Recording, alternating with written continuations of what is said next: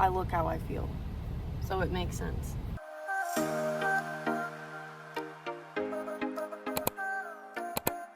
For this video, I thought this week's video was gonna be just like all things I did at the beach last weekend, because the last video I posted was like me packing for the beach, but I ended up not recording as much as I thought I would, so it just didn't make sense to be a whole video of just beach stuff. I did record some stuff. It was like kind of hard to record things when like I'm not necessarily recording Liam and stuff that I do, but I was there with just my mom, so Liam was just with me the whole time, so it's hard to record if I'm not recording Liam, if that makes sense.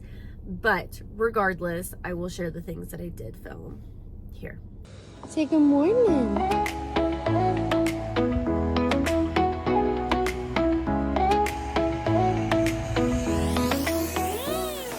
This is what I want my life to be like, just on a Friday afternoon, walking into Publix and then walking out to Wake.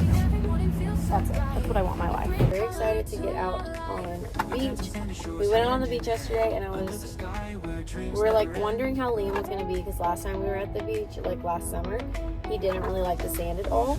And yesterday he was okay with the sand. He was walking around the sand. He was picking up shells. He was eating strawberries out of the sand that we provided. They weren't like random strawberries, but he just didn't want to get too close to the water because it touched his toes at one point, and we weren't okay with that. You make my day complete with every smile, with every beat. In your arms I'll find my peace. With you my world is so sweet. Is it hard to walk, buddy? I want to be honest, I look how I feel, so it makes sense. But we're going to Dunkin'. I need coffee. We had a rough night. Liam didn't sleep, but I got some sun yesterday, so that is good. That was my little weekend. It was definitely fun. I got home and was like really down bad because it was so warm, so nice, and then I got home and of course it was like in the 30s, chance of snow on Tuesday, like rainy and gross, and my mental health was not good. So it's the kind of thing where like I'm happy I went. I got some sunshine. It felt really good. But then you get home and you're like, I almost wish I didn't go and like get that taste of like vitamin D and like happiness, because now I'm that much more eager to just get through the next few months for summer. But then at the same time, I get through the next few months and I'm literally having a child. So do I want to rush that, or do I want to enjoy this last bit of time with like just Liam and pregnancy and all those things? But I did ask on Instagram to see if y'all had any questions that I could answer in this video, so it was like a little bit longer, gave me something to talk about, so I'm gonna answer a few of those questions. I also just stopped at Starbucks and got a pink drink. This is definitely like my summery drink. Makes me feel really like springy and cozy, and love it, and it's pretty. The first question that I got like several times, which this is not gonna be a good answer, but it was, how do I balance work life and mom life as a working mom? And I don't. I feel like I battle with this just like I'm sure most moms do, where when I feel like I'm on top of things with Liam, things that are taken care of with him, things are taken care of in like our house, like I'm behind at work, like things are slacking, I'm like not caught up. But then when I'm like caught up with work and all of that's going well and I feel like on top of things there, then did I spend enough time with Liam today? Did he watch too much TV? The dishes aren't done. These things need to be done at home. So I'm still trying to navigate how to balance working mom life. And I definitely don't see myself ever completely not working. Even if like I stop doing wedding planning and I pursue another business opportunity or something like that, I definitely see myself always wanting to have like a work aspect to my life. So learning how to navigate that is definitely a challenge, but something that I want to obviously make work. I'm still trying to figure it out. If you have tips, maybe that's my question for you. How do you do it? The next question I got asked a lot, and I think it's because I've just been talking about it a lot, is about sleep training Liam. In the last several months, we went from exclusively co-sleeping to exclusively sleeping in his crib most nights, all night. And the short answer for that is the Ferber method. We basically, once I found out I was pregnant, we're like, something's got to give. I'm not going to be in like a well enough state to be like keeping up with him in the bed all night, because while my husband was getting great sleep, with Liam sleeping in the bed because he wasn't crying, he wasn't fussing, so like he was sleeping, I'm obviously not sleeping because Liam's basically sleeping on top of me. I'm like paranoid about him waking up and getting out of bed. Or if he was waking up and upset, then I would nurse him in bed. So Mama was not getting any sleep. But then I found out I was pregnant and I was like, I need sleep. So we started him with the crib. And at first we did the Ferber method. We started like 3-minute, 5-minute, 10-minute increment type things. And we just did that at the beginning of the night. And then if he woke up in the middle of the night, we would go get him and bring him back in our bed. And then at some point we transitioned from just doing it at the beginning of the night to when he woke up in the middle of the night, doing the time increments then too. So then he could fall back asleep. And most times, like, if we put him in bed, like, let's say like 7:30 was his bedtime. We put him in bed, he starts crying, so we do the time increments thing. When he eventually gets himself to sleep, it never took more than an hour for him to settle down and just like lay down himself. And we never did longer than, I think, 12-minute increments. So I felt like it was never like 30 minutes that we weren't like in there checking on him, or that he didn't know that like we were there. And when he would do that at the beginning of the night, chances are he would have no problem sleeping through the night. Like if he did wake up in the middle of the night again, he had an easier time putting himself to sleep. So that method worked really well for us. I do plan on using that again for this next baby. I'm doing it sooner. I don't plan to co-sleep with this baby, but I didn't plan to co-sleep with Liam either. But I feel like this time it's different because I obviously don't want Liam to be sleeping independently in his own room and us keeping this baby in our bed. I don't want that to hurt his feelings. So we'll navigate that when we get to that point. This was a funny question. It's just like an easy question, but someone asked what my Starbucks order is. And like I said, in summer, it's a pink drink. Last summer, or maybe 2 summers ago when I was pregnant. Oh my gosh, I was pregnant no, that doesn't make sense.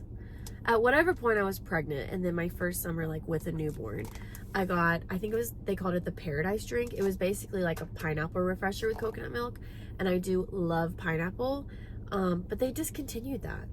So I'm hoping they bring it back for summer and it's more of just like a seasonal thing. But I do love the pink drink on like nice warm days. It feels summery to me and it's pretty. Like, are you kidding me? How cute is that?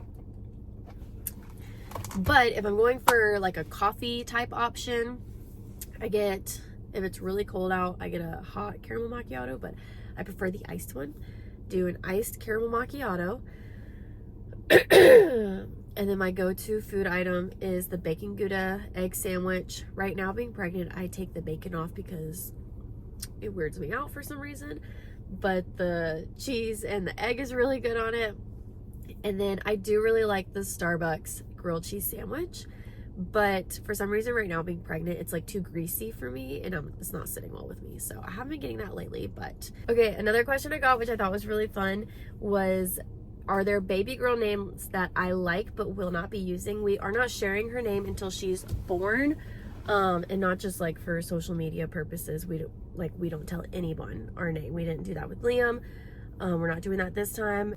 My top baby name that if my husband came to me like today and was like, okay, we can do that name, I'd change it in a heartbeat, is Cove. I love the name Cove. I think it's so cute. It's so simple. It's like, I don't know, it's just so cute. And I told one of my friends that I like that name, and she was like, didn't Aspen Ovard name her daughter that? And I did. Okay, I got the name from Aspen Ovard. Like, I hadn't thought about the name Cove until Aspen had a baby and named her Cove. But I don't know Aspen. She has no relevance to my life and I have no relevance to hers. Like, I don't really think that matters. I don't think celebrities or whatever like take ownership over a name. And I feel like when you meet someone, like even if you know someone else with that name, when you meet the new person, it's like this own individual. So I feel like if I had a baby, introduced her to people as Cove, like people wouldn't associate her with Aspen's Cove. She would be her own person. But I do love that name. It was a hard veto for my husband. So he said no. Another name I really liked was Gracie. I don't know, like I guess this is the point of like this saying like I love it but I wouldn't use it.